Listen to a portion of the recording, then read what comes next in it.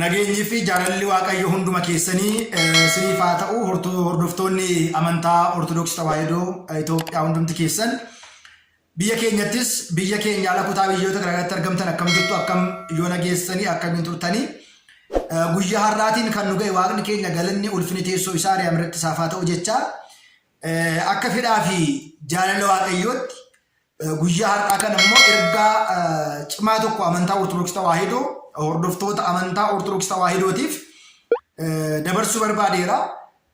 Fedha yoo qabdan ergaan kun gaariidha, sirriidha, ta'uu qabas kan jettan sabiskiraayibii godhaa dhaggeeffadhaa, sheer godhaatii waliif dabarsaa.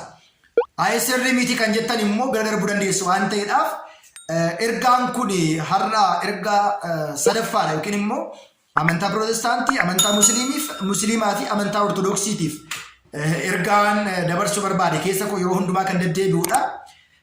Akkuma beekamu manni kiristaanaa keenya seera qabdi, heera qabdi, adeemsa dambii ittiin bulmaata mataa ishee ta'e ni qabdi jechaadha. Innis maalidha?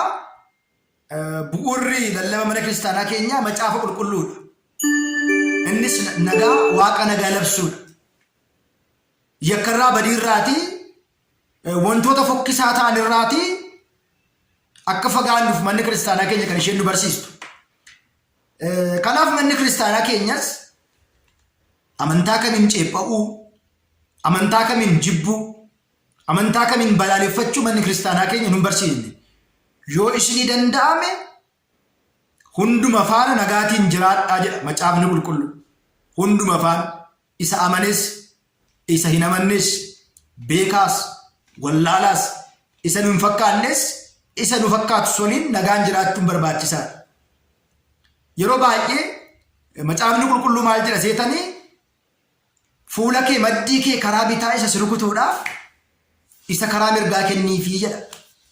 Kana jechuun namni yoo si miidhe, namni yoo si abaare deebistee abaariin, namni yoo si rukute deebistee rukutiin, namni yoo rakkoo sirraa qaqqabsiise deebistee haaloo hin baasiin jedha macaafa qulqulluu jedha. Kana namiti. Namoonni tokko immoo amantaa garaagaraa keessa jiran ilaalcha dogongora ta'eetiin otoo waa'ee mana kiristaanaa keenya hin beekiin, otoo waa'ee mana kiristaanaa keenyaa hin hubatiin ergaa garaagaraa dabarsan hin jiru. Nu ceepha'uu yaadan hin jiru. Waa'ee keenya hammeenya haasa'uu danda'an hin jiru. Seenaa kitaaba qulqulluu keessaati hojii ergamootaa boqonnaa 8 kaastanii gaafa ilaaltanii fi wangeela qulqullicha Maatewos boqonnaa 27 kaastanii gaafa ilaaltan maal achirraatii baranna jennee gaafa ilaallu yaa abbaa koo waan raawwatan hin beekaniiti dhiifama godhiif. Nama kamillee haa ta'u, namni nama abaaru, namni nama jibbu, namni nama irratti waan hin taane raawwatu dhugumatti beekee miti. Namni waa'ee amantaa isaa immoo gadi fageenyaan beekuu hin dandeenye, namni waan itti bulu sana isaaf hin galle waa'ee nama hamaa haasa'uu danda'a, jibbiinsa dubbachuu danda'a, kan isaa ol kaasee kan namaa xinneessuu danda'a. Akkuma haati barbaree kanuma koo guba jettu kan kootu caalaa inni jedhu kun keessuma hordoftoonni amantaa Ortodoksii waan akkasii kana hir'isuun isinirra hunduma keenya irra jira. Eenyumtuu kan isaa kan ta'e ni jaalata. Amantaan isaa akka jalaatu qabu, amantaan isaa akka abaaramu, amantaan isaa akka xinneeffamu namni kamillee amantaa kam keessatti hunduu amantaa isaa hin jaalata. Kana jechuun immoo kan isaa jaalachuun immoo kan namaa jibbuu miti. Kan isaa kabaju jechuun immoo kan namaa balaaleffachuu miti. Ija keenya laalluti kan namootaa silas ilaaluudha, kan amantoota biraa. Namoonni immoo otoo hin beekin maal jedhame fakkeenyaa gooftaan keenya yaa abbaa koo waan raawwatan hin beekanitti dhiifama godhiifi. Warri nu ari'atan, warri nu jibban, warri nurratti waan hin taane haasa'an, warri moggaasa maqaa hin taane nuuf kennanii kan saanii gadi fageenya waan beekan miti. Kanaafidha waan raawwatan hin beekanitti dhiifama godhiifi. Kanadha Kiristoos kan nu barsiise, dhiifama nu barsiise, jaalala nu barsiise, kabaja nu barsiise, ulfina nu barsiise waan ta'eedhaaf dhugumatti hordoftoonni amantaa Ortodoksii Tawaahidoo miseensi amantaa kana hordoftan biyya keenyattis alattis argamtan hundi keessan waan irra jirru maal keessa akka jiru dhaabannee ilaalle. Waa'ee namaa dhiisnee waa'ee keenya otoo waan hubachuu qabnu waan barachuu qabnu baranne. Kabaja Kiristoos irraa arganne naamusa mana kiristaanaa keenya manni kiristaanaa keenya naamusa seera heera nu barsiiste sana qabannee seera ishiitiin otoo jiraanne. Egaa namni foon uffataadha waan ta'eedhaaf hin dogongora waan ta'eedhaaf dogongoruu dandeenya. Dogongorrees waa'ee namaa haasa'uu dandeenya. Gara fuulduraatti kun hafee warra nu aratanii fi warra nu jibbaniif warra duratti kaka'aniidhaaf Waaqayyoon kadhanne. Laphee akka kennuufitti Waaqayyootiin amanne otoo deddeebine maal gaarii qaba. Jibbiinsa otoo hafee namoonni waan nawaa baaraniif baaree abaaruu otoo dhiisne maaliif nuun kan ibsu jaalala malee abaarsa miti. Nuun kan ibsu tokkummaa malee nama jibbuu miti. Egaa mana kiristaanaa keenya keessatti inni guddaan kan nama mo'u jaalala. Tokkoffaa Qorontos 13 gubbaa irratti amantii, abdii, jaalala isaan kun sadan waliitiin jiraatu. As keessaa jaalalli garuu hunda caala. Isa jedhuudhaaf eenyumtu immoo ergaa Yohaannis duraa boqonnaa 2 kaasnee gaafa ilaallu eenyumtu iyyuu Waaqayyoon nan jaaladha jechaa obboleessa isaa kan jibbu inni lubbu baasaadha. Obboleessa isaa isa faana jiru rakkatee otoo argu beela'ee beelu'ee dheebuu baasuu otoo danda'uuti. Qullaa ta'ee daara baasuu otoo qabuuti. Obboleessa isaatiif kan hin goone ana hin agarre akkamitti jaalachuu danda'a jedha. Obboleessa warri jedhaman warra nu fakkaatan qofaa miti. Warra akka keenyaa kiristaana ta'an qofaa miti obboleessa kan jedhaman. Warra nu fakkaannes warra amantaa keenyaa ala jiranis waan ta'eedhaaf inni guddaan ilmi namaa jibbiinsaatiin mo'achuu hin danda'u. Akka Kiristoos jaalalaatiin waan raawwatan hin beekaniiti dhiifama godhiif. Akkuma hoolaa gabaa baasanii gurguruudhaaf yeroo Musaan qaraaniyotti harkisanii baasan, yommuu isaan kuffisan, yommuu isaan waraanan, yommuu isaan hadhaawaa afaan isaatti cobsan, cina isaa eeboodhaan gaafa isaan waraanan, yommuu isaan lafarra harkisan, yommuu isaan bismaaraatiin waraanan waan raawwatan hin beekaniitti dhiifama godhiifi jedha. Miidhamuunsaa miidhaa xiqqaa ta'ee miti. Rakkinni isaa rakkoo xiqqaa ta'ee miti.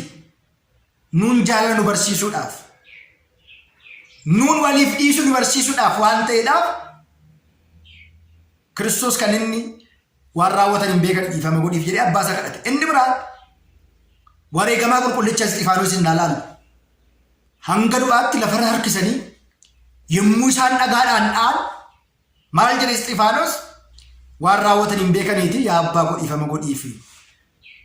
Akka isa ajjeesan, akka isa dhabamsiisan, akka isa miidhan otoo beekuuti dhiifama godhiifi jedhe. Maarree namoonni ba'anii waa'ee keenya waa'ee jibbisiisaa waan garaagaraa gaafa isaan haasa'an jecha isaan dubbatan dachaa goonee yaada sana deebisuu otoo hin ta'in yaada sana Waaqayyotti dabarsinee kennuudha. Obsa akka argannuuf Waaqayyoon kadhachuudha. Yaa Waaqayyo obsa naa kenni. Jibbiinsa miti jaalalaaf baay'isi. Nama waliin kan ittiin jiraannu ogummaa sanuuf kenni jennee dubbachuudha. Tokkoffaa Phexros boqonnaa lakkoofsa 7 gubbaa irratti maal jedha seetanii Waaqayyoon ogummaa fi hubannoo isaa siif haa kennu jedha. Namni ogummaa qabu, namni hubannoo qabu, namni beekumsa qabu kan namaa ba'ee hin abaaru, amantaa namaa hin ceepha'u, amantaa namaa hin jibbu, akkuma kan isaa jaalatu inni biraas kan isaa jaalata waan ta'eedhaaf egaa amantaan gargar ta'uun namummaadhaan gargar ta'uu miti. namni amantaan gargartee namummaadhaan tokko akkuma namadha innis ija lama gurra lama funyaan lama hin nyaata hin dhalata hin guddata hin jiraata tokko kan nu godhu namummaa keenya amantaan keenya garaagartuu danda'a. Kanarratti naamusa amantoonni keessumaa nuun tajaajiltoorraa ka'ee kiristaanotarraa ka'ee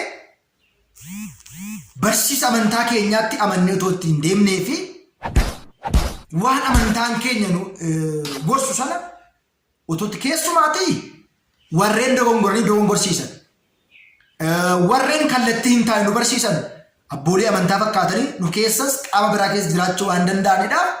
Kana gara fuulduraatti sirreessinee seera naamusa heera mana kiristaanaa barsiiste kanaan deddeebine hunduma faana naganatu jiraannee isa jedhu ergaa dabarsuufanii maaliif gara TikTok irra gaafa dhufnu gara YouTube irra gaafa dhufnu social media irratti gara Facebook irratti gaafa dhufnu namoonni namoota irratti amantoota irratti waan isaan barreessaa jiran waan isaan katabaa jiran waan isaan caqasaa jiran gaarii waan hin taaneedhaaf waa'ee namaa haasa'uu fi waa'ee amantaa namaa dubbachuun dura kan keenya cimsine barachuun hubachuun akka nurra jiruudhaaf ergaan kun hordoftoota amantaa Ortodoksii Tawaahidoo qofaa kan laallatudha.